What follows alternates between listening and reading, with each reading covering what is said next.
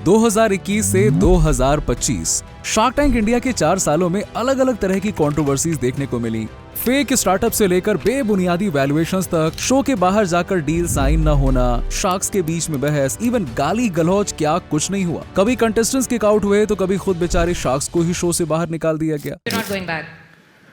I unfortunately can't go back because Swiggy sponsored Shark Tank this time and kicked me out of.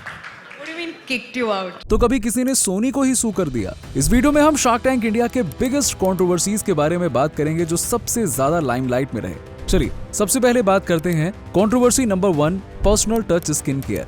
शुरू करते हैं उस skin care startup से जिन्हें विनीता ने मुंह पे बोल दिया था कि क्या बात कर रहे हो, आप लोग तो फेक हो।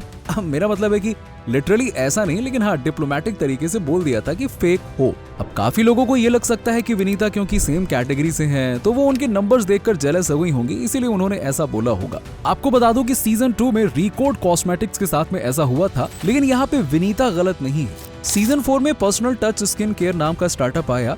शुरू में जब वो आए शो में तो सब कुछ सही लग रहा था, पिच बहुत सही जा रहा था, दोनों फाउंडर्स की भाई बहन की जोड़ी शार्क्स को इम्प्रेस कर रही थी, लग रहा था कि वाह क्या जोड़ी है। भाई आशीष जावा फार्मा बैकग्राउंड से आते हैं और वो पहले डिस्ट्रीब्यूशन का काम करते थे। उनकी बहन अदिति जावा स्टार्टअप से बाद में जुड़ी। उनकी आस थी 1.2 करोड़ 1% इक्विटी के बदले 120 करोड़ की वैल्यूएशन पर। अब शार्क टैंक के एक्सपीरियंस में ये वैल्यूएशन इतनी भी ज्यादा नहीं थी, खासकर कॉस्मेटिक्स की कैटेगरी में।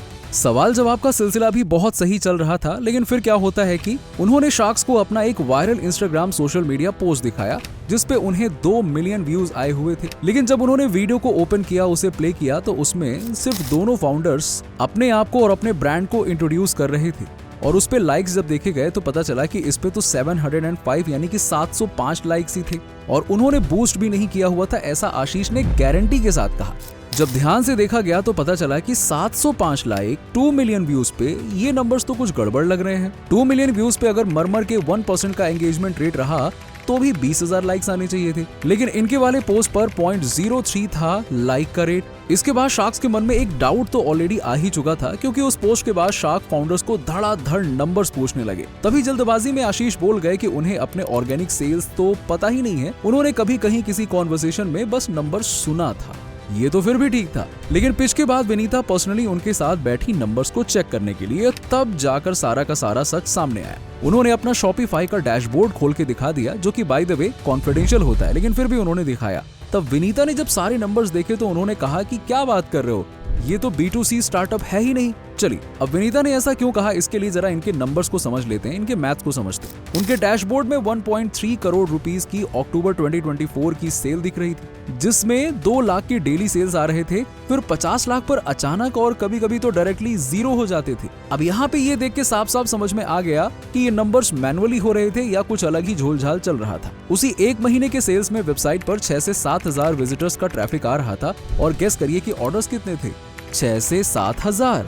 मतलब कि हर विजिटर कस्टमर्स में कन्वर्ट हो रहा था, हर विजिटर एग्जैक्टली। और साथ ही फिर उन्होंने अपने यूनिट इकोनॉमिक्स में बताया कि वो 500 से 600 रुपए में प्रोडक्ट बना रहे थे। क्योंकि विनीता उसी सेम फील्ड से हैं तो उन्होंने काउंटर किया कि आप अपना फॉर्मुलेशन तो बताइए। फॉर्मुलेशन जानने के बाद विनीता ने कहा कि क्या बात कर रहे हैं, ये तो 100 से 150 रुपए में बन जाएगा। और अगर आप डीप चले जाएं तो कुछ गड़बड़ियां और दिखनी शुरू होती। इनके यूट्यूब चैनल पर KL राहुल, करिश्मा कपूर, लीसा हाइडन, रिया कपूर जैसे सेलिब्रिटीज ने इनके ब्रांड को प्रमोट किया हुआ था, लेकिन इन बड़े बड़े सेलेब्स के प्रमोट करने के बावजूद व्यूज, लाइक्स और कमेंट्स देखिए एक बार। और तो और ये कॉन्सर्ट और इवेंट्स भी करवाते हैं जो इन्हीं के चैनल पर आपको देखने को मिलेगा और कहीं नहीं मिलेगा।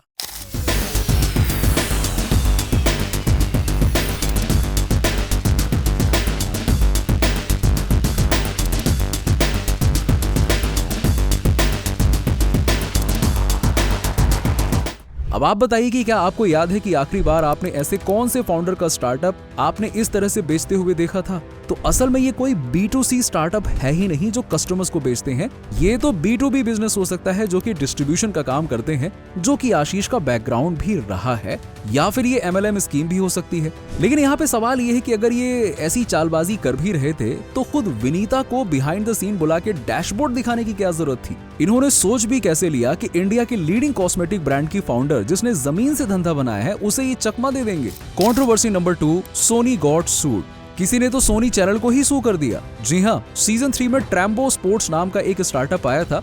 उसके फाउंडर्स हमार ट्रैम्बो और साद ट्रैम्बो कश्मीर विलो बैट बेचते हैं और उन्हें शार्क टैंक पर 30 लाख की इन्वेस्टमेंट भी मिली। लेकिन cricket bat manufacturers association of Kashmir ने सोनी और ट्रैम्बो स्पोर्ट्स के खिलाफ लॉ सूट फाइल किया। उनके हिसाब से ट्रैम्बो स्पोर्ट्स बैट्स को मैन्युफैक्चर नहीं करते बल्कि बाहर से आउटसोर्स करवाते हैं और कहा कि सोनी टीवी को फैक्ट चेक करना चाहिए था टेलीकास्ट करने से पहले और वो 500 करोड़ का कॉम्पनसेशन भी चाहते हैं। जब आप देखेंगे कि हम whenever we come together on a single platform, हम यही दुनिया को बताते हैं you can get an alternative in the form of Kashmir Willow।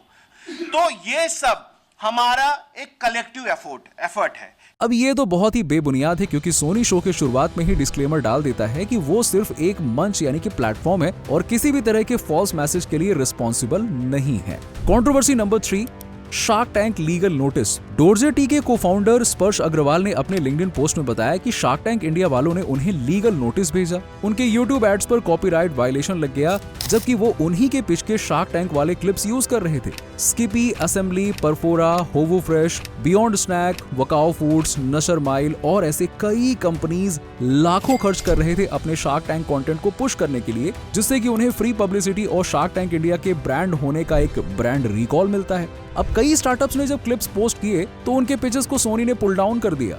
किसी के सोशल मीडिया और एड अकाउंट सस्पेंड हुए और गूगल और मेटा पर भी उन्हें कॉपीराइट इन्फ्रिंजमेंट के लिए फ्लैग किया गया।